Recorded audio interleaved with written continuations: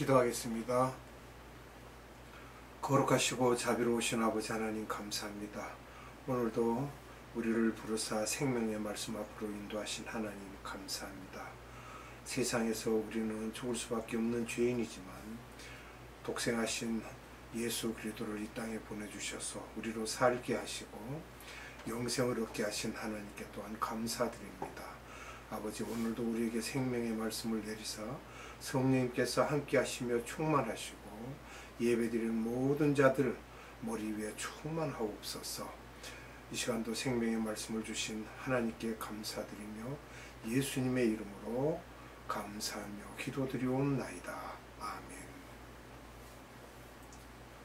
오늘은 애통한 자와 온유한 자에 대해서 말씀을 함께 나누도록 하겠습니다.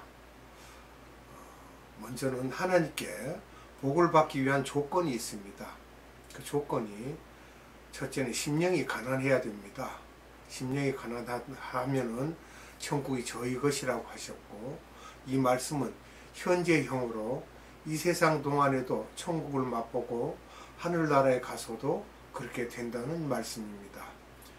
심령이 가난해지려면 애통해야 합니다. 애통하다 보면 온유한 사람이 된다는 것이죠.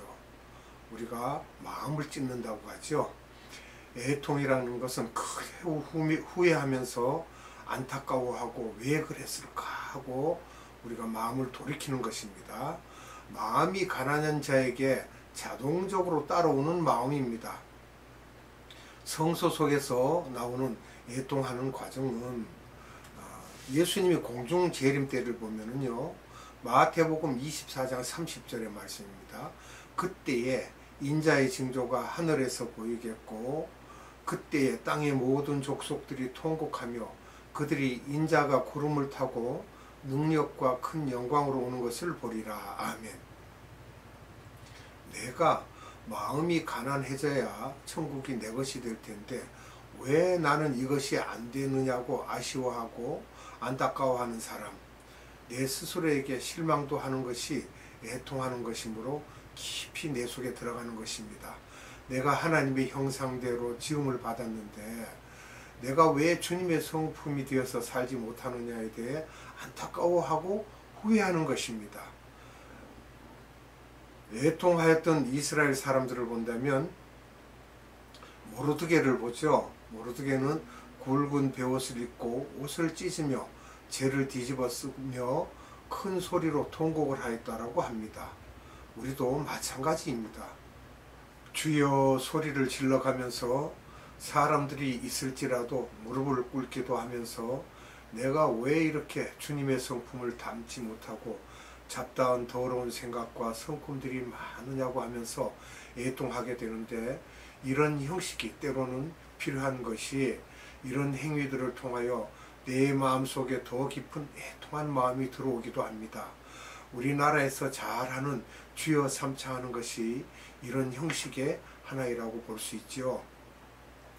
애통하는 자는 위로를 받을 것이요 라고 하셨는데, 이 말은 무슨 말입니까? 여기서의 위로는 우리가 생각하는 그런 인간적인 위로가 아닙니다. 시몬이 아기 예수를 만나는 장면을 보면요, 시몬이 이스라엘의 위로를 기다린다고 했는데 여기서 이스라엘의 위로가 예수님, 즉 구세주죠. 예수님이라는 것이며, 애통하면 예수님의 성품을 내가 받는다는 것입니다. 예수님을 만남으로 예수님의 인격을 만나고 영의 눈이 떠져서 예수님이 보이고 나에게 말씀하시는 것도 들리고 천국을 경험하는 것, 그것이 곧 현재형이라는 것입니다. 예수님과 나와의 인격적인 교제가 이루어지므로 믿음이 더욱 소망이 커지고 사랑도 커지고 이런 복을 주님이 우리에게 주신다고 하셨습니다. 온유한 자는 복이 있나니 땅을 기업으로 받을 것이요 라고 하셨어요. 온유한 사람은 땅을 기업으로 받는다. 우리들 생각에는 이 세상 사는 동안에 부동산이 많이 생기는 것으로 생각하는 경우가 있는데, 그것이 아니라 천국의 부동산을 받는다는 것입니다. 천국의 모습을 우리가 보면은요, 넓은 우주에 하나님의 나라가 펼쳐져 있는데 그곳에 있는 많은 별들, 즉 여기저기의 땅을 천국에 가서 주시겠다는 말씀이죠. 이것은 천국에서 높은 계급의 지도자가 된다는 것입니다. 저는 천국에서의 상급 때문에 사역을 하고 있습니다. 목표가 뚜렷하다는 것은 하나님의 약속, 부동산을 엄청나게 주시겠다는 약속을 받으면 세상 부동산은 별것이 아닙니다. 특히 돈이 있는 사람들은 이것 때문에 여러 가지 문제들이 생기고 또 어쩌다가 고소 사건도 일어나는 등, 그러나 우리들은 천국 부동산을 많이 받아야 한다는 것입니다. 온유한 사람은 또 어떤 사람인가? 이런 사람에게는 천국 부동산을 많이 주시겠다는 것입니다. 새겨서 들으세요, 여러분. 오해하지 마시고. 첫째는 마음이 가난하고 둘째는 애통하는 자죠. 내 속에 사탄의 성품이 많은 것에 대해 항상 애통하는 사람입니다. 성서에 나오는 가장 온유한 사람은 누구입니까? 민수기 12장 2절을 봅니다. 그들이 이르되 여호와께서 모세와만 말씀하셨느냐 우리와도 말씀하지 아니하셨느냐 하며 여호와께서 이 말을 들으셨더라. 민수기 12장 3절 봅니다. 이 사람 모세는 온유함이 지면의 모든 사람보다 승하더라. 아멘. 왜 모세가 가장 온유한 사람입니까? 주님께 여쭤보았을 때 온유는 영어로 젠틀리스 또는 밍크니스 이렇게 하는데, 이 말은 동물을 비유하였을 때 야생동물과 집에서 기르는 가축이 있는데 여기서 가축을 온유하다고 하는 것입니다.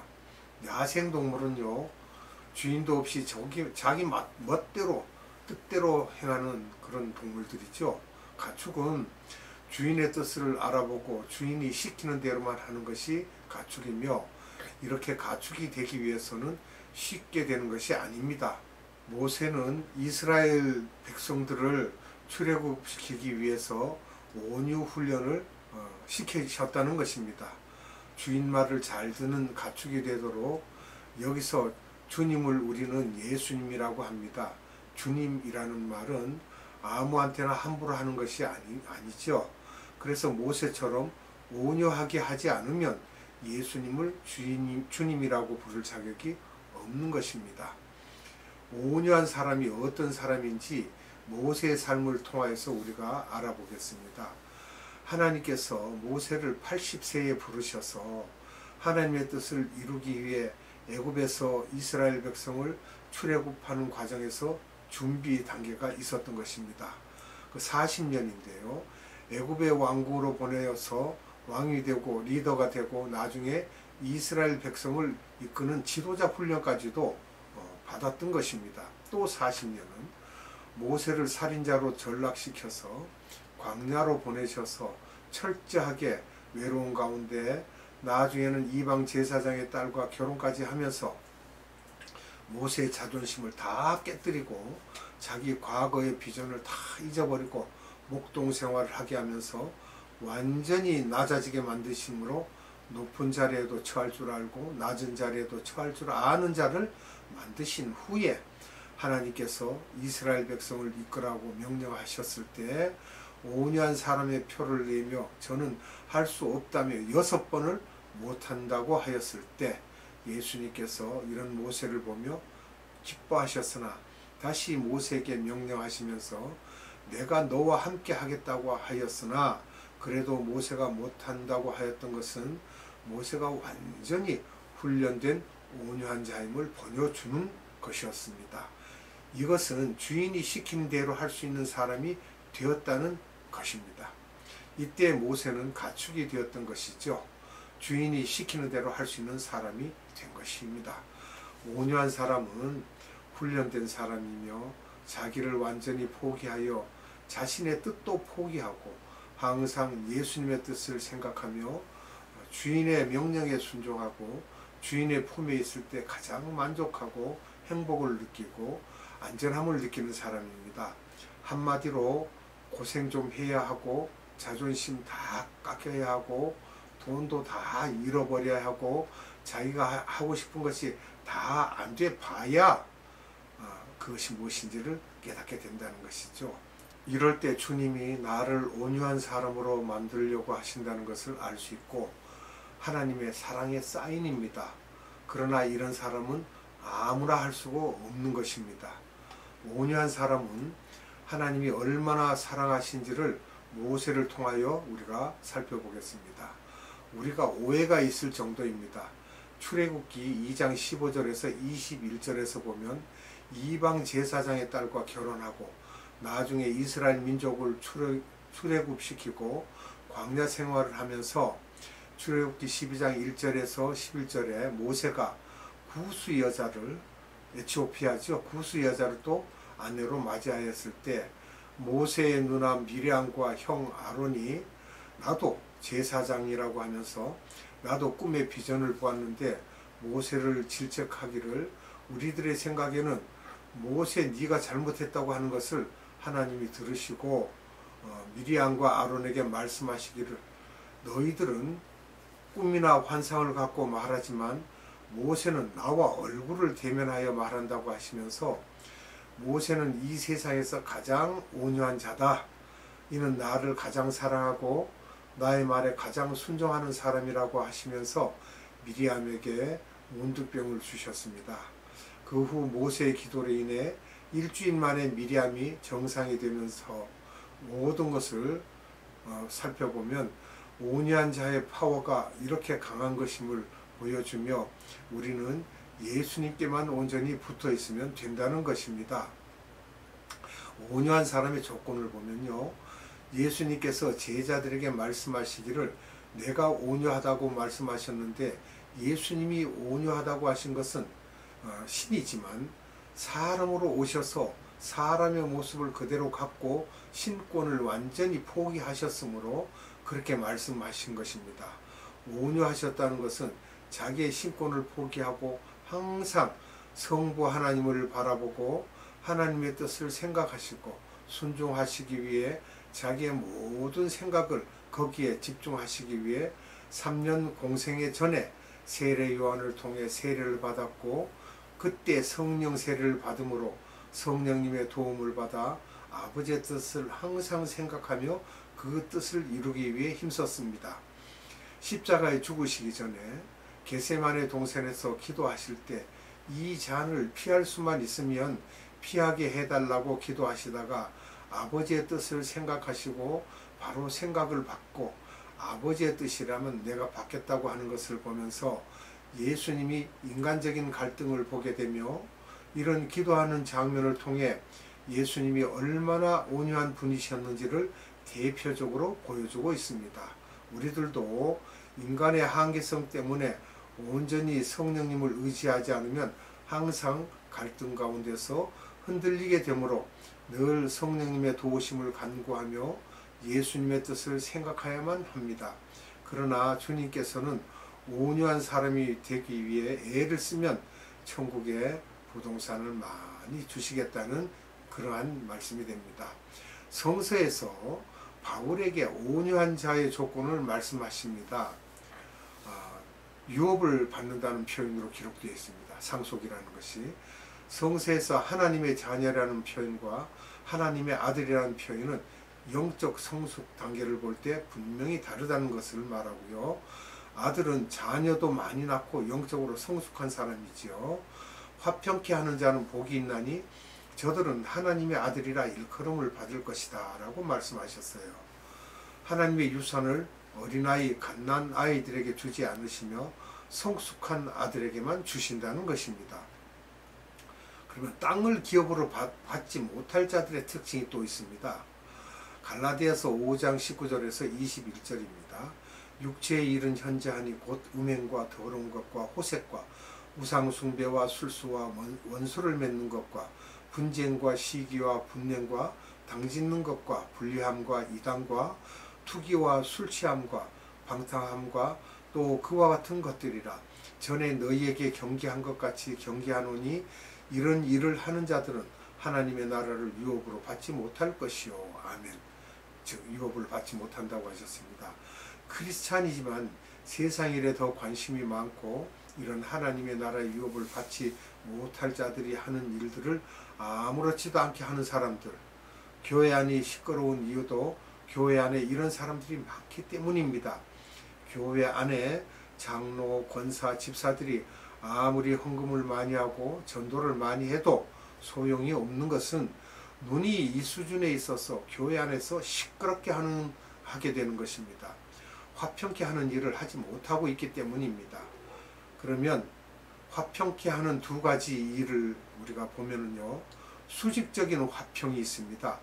이것은 대신 관계이지만 우리가 전도와 선교를 말할 수 있고요. 수평적인 화평이 있습니다. 하나님의 백성들끼리 화평해야 됩니다. 하나가 되는 것이죠. 초대교회의 많은 성도들과 같이 그렇게 되어야 됩니다. 다음엔 땅을 기업으로 받는 자들의 특징이 있습니다. 성령의 9가지 열매 맺는 자들이죠. 갈라디아서 5장 22절과 23절입니다. 오직 성령의 열매는 사랑과 희락과 화평과 오래 참음과 자비와 양선과 충성과 온유와 절제니 이 같은 것을 금지할 법이 없느니라. 아멘. 그래서 이런 8가지의 복을 받아야 하는데, 그러기 위해서는 첫 번째, 마음이 가난해져야 합니다. 이 마음이 가난하지 않는 것이 우리들의 문제입니다. 우리는 영적 감수성이 없기 때문입니다. 우리들이 이런 수준까지 이르는 것이 영적 복입니다. 조금 낮은 수준이지만 마음이 가난해지지 않는 것에 대해 애통하면서 날마다 묵상하며 기도해 보십시오.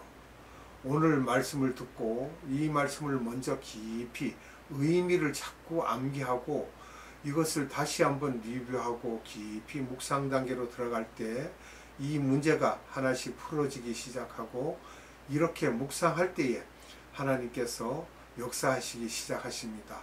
이렇게 반복하다 보면 성령님의 기름 부으심이 임하는 것을 느낄 수가 있습니다. 또 온유하게 되기 위해 꼭 따라오는 것이 있는데, 눈이 하늘나라로 향해야 합니다. 그러니까 육신의 눈이 아니고 우리 마음의 눈을 떠야 됩니다. 그렇게 하도록 하기 위해서는 파워가 있어야 하는데, 그것은 의에 줄이고 목마른 자가 되어야 한다는 것입니다. 기도하겠습니다. 거룩하신 아버지 하나님, 감사합니다.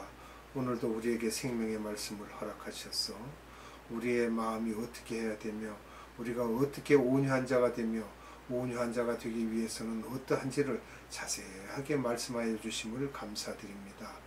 우리 힘으로는 할 수 없사오나 하나님께서는 하실 수 있사오니 우리 마음이 가난하여져서 애통하며 늘 하나님을 바라보는 우리의 마음이 되게 하시고, 성령님께 도움을 받아서 우리가 하나님의 뜻대로 행하는 그러한 믿음 가운데 살기를 원합니다.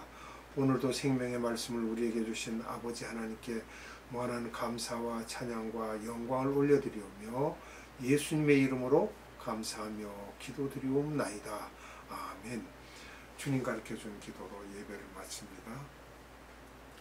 하늘에 계신 우리 아버지, 아버지의 이름을 거룩하게 하시며 아버지의 나라가 오게 하시며 아버지의 뜻이 하늘에서와 같이 땅에서도 이루어지게 하소서. 오늘 우리에게 일용할 양식을 주시고 우리가 우리에게 잘못한 사람을 용서하여 준 것 같이 우리 죄를 용서하여 주시고 우리를 시험에 빠지지 않게 하시고 악에서 구하소서. 나라와 권능과 영광이 영원히 아버지의 것입니다. 아멘.